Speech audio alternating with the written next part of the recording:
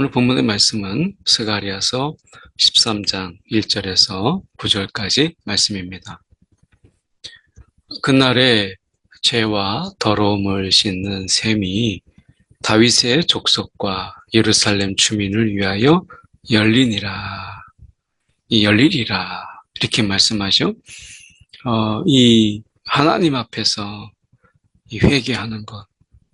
이것은 어느 시대나 굉장히 중요한 것이죠. 왜냐하면 나중에 주님이 다시 오실 그때는 이제 회개가 더 이상 없어요. 회개의 기회가 더 이상 주어지지 않아요. 우리가 하나님의 은혜가 있는 이때가 바로 회개의 때인 것이죠. 그래서 하나님 앞에서 우리가 애통하며 우리가 자기의 죄를 회개하는 이런 백성을 위해서 하나님께서 친히 그 샘을 열어주시는 것을 보게 되죠. 그 샘을 통해서 이 죄와 더러움을 씻는 하나님께서 이 샘을 마련해 주심으로 인해서 하나님이 어떻게 보면 이 대제사장 여호수아에게 더러운 옷을 벗기시고 아름다운 옷을 입히듯이 어떻게 보면 우리가 탕자의 비유 속에서 우리가 거짓골이 된 그 아들을 기꺼이 맞이해서 좋은 옷을 입히고 우리가 반지를 끼웠던 것처럼 그 아버지의 마음, 그것처럼 어떻게 보면 하나님께서는 이 회개하는 모든 죄인들, 그들을 용서하시고 친히 씻기시는 것이죠. 우리가 생각할 때는 야, 이런 죄는 도저히 용서가 안 될 거야 라고 하는 그런 죄도 하나님께서 용서하지 못할 죄가 없다. 하나님께 돌아와서 진정한 마음으로 회개하게 될 때 하나님은 긍휼의 마음으로 그 모든 죄를 사하여 주시는 것을 보게 되죠. 다만 이 죄와 더러움을 씻는 셈이 우리 가운데 이 마련될 이때에 우리가 회개하는 것이 중요한 거예요. 이때가 지나고 나면 우리가 회개함이 없다라고 하는 것입니다. 일부 우리가 이단 논쟁이 있는 그런 곳에서는 회개 없는 구원. 그래서 우리가 구원받았으면 더 이상의 회개가 없다라고 하는 것을 이야기하지만 우리가 이 회개라고 하는 것은 오히려 하나님의 자녀된 우리들에게 더욱더 절실하고 그리고 하나님과의 그 깊은 친밀함을 우리가 원한다면 우리 가운데 이 회개할 부분을 돌아보는 이러한 이 정결과 죄를 멀리하고 혹 우리 가운데 지은 죄가 있을 때 회개하는 것, 이것이야말로 우리가 하나님께 더 가까이 나가고자 하는 그런 마음을 가진 자의 모습이죠. 만군의 여호와가 말하노라. 그날에 내가 우상의 이름을 이 땅에서 끊어서 기억도 되지 못하게 할 것이며 우상의 많은 이름들, 그런 이름들을 하나님께서 끊어버리셔서 기억도 되지 않도록 그런 신이 그런 존재가 있었나? 라고 하는 하나님께서 이렇게까지 그것을 우상의 이름을 이 땅에서 끊어버리게 시겠다라고 말씀하죠. 그리고 거짓 선지자와 더러운 귀신을 이 땅에서 떠나게 할 것이라. 그럼 다시 생각해 본다면 이 땅에 거짓 선지자, 더러운 귀신, 그리고 수많은 우상들이 이 땅에 가득하다는 거죠. 이렇게 볼 때 우리는 하나님의 자녀로서 이 분별력, 영적 분별력이 얼마나 중요한가라고 하는 것을 보여주죠. 하나님께서는 거짓된 신, 우상, 거짓 선지자, 그리고 거짓의 영, 이 거짓을 다 몰아내세요. 그들은 우리가 사탕발림으로 사람들이 듣기 좋은 이야기들, 이런 것을 이야기함으로 인해서 미혹하잖아요. 오늘 하나님께서 이 모든 거짓을 다 물리치기를 원하세요. 우리가 여러 가지 이유로 거짓을 말하고 또한 거짓의 삶을 살지만 하나님께서 이 거짓은 미워하세요. 그래서 우리 안에 이러한 거짓들을 멀리하는 것이 중요하죠. 오늘 한때의 위기를 벗어나기 위해서 거짓을 할 수 있지만 그런 거짓조차도 하나님 앞에서는 정직한 손해, 그거보다 못한 거예요. 하나님은 이 땅에서 우리가 정직한 손해, 이것을 원하시는 거예요.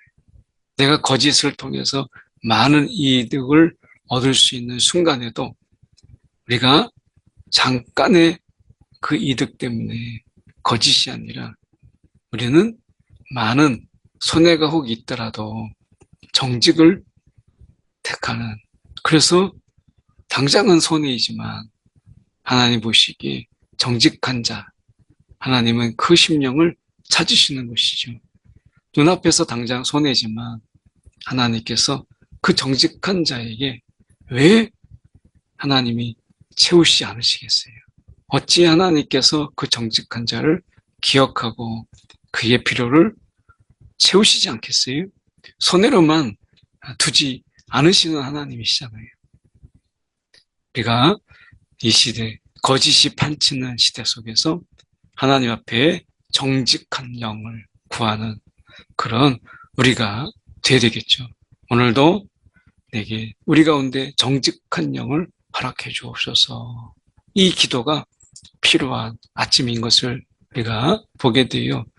사람이 아직도 예언할 것 같으면 그 낳은 부모가 그에게 이르기를 내가 여호와 이름을 빙자하여 거짓말을 하니 살지 못하리라. 낳은 부모가 그가 예언할 때에 칼로 그를 찌르리라. 부모조차도 이 거짓 선지자, 여호와 이름을 빙자하는 이런 자들을 이제 거부하고 그리고 그들에 대해서 멀리하는 것을 보게 돼요.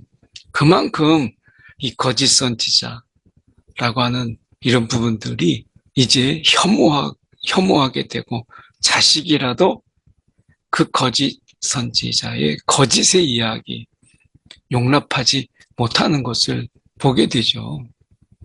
처음에는 그 거짓이 사탕발림처럼 좋지만 그 거짓이 계속해서 도를 넘게 될 때 더 이상 용납할 수 없는 부분에까지 이르게 되고 이 거짓으로 인한 부끄러움이 있잖아요. 그래서 보면 그날의 선지자들이 예언할 때에 그 환상을 갖기 부끄러워할 것이며 이 부끄러움, 수치 이런 거예요. 그래서 사람을 속이려고 털옷도 입지 아니할 것이다. 털옷은 선지자들이 입는 옷으로 여겨지는데 특히 선지자 엘리야가 입었던 옷이기도 하시죠.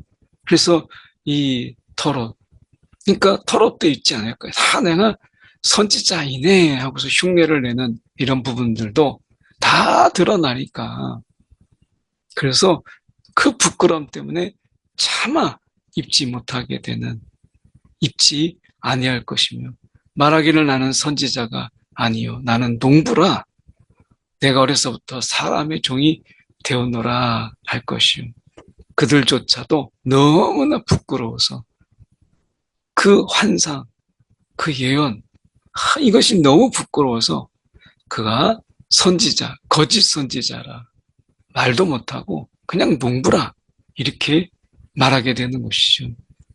우리의 이러한 화려한 그리고 사람이 듣기 좋은 이런 말의 예언들 그리고 하나님의 이름을 빙자해서 사람들의 귀를 즐겁게 하는 이야기들이 회자되지만 선포되지만 어느 순간에 그것 너무나 부끄러워서 이제 더 이상 예언자가 아니다 선지자가 아니다 할 것, 그 날이 온다는 거예요.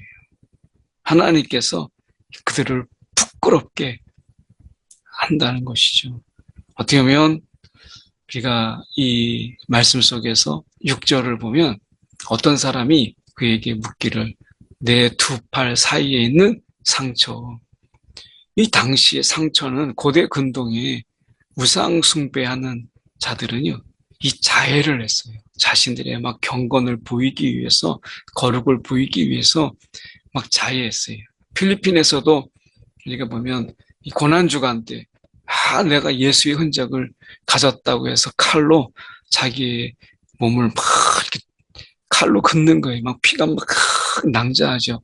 예수님의 피 흘림이 나에게도 있다. 막 그러면서 하는 거죠. 하나님이 원하시는 것은 그런 게 모습이 아니잖아요.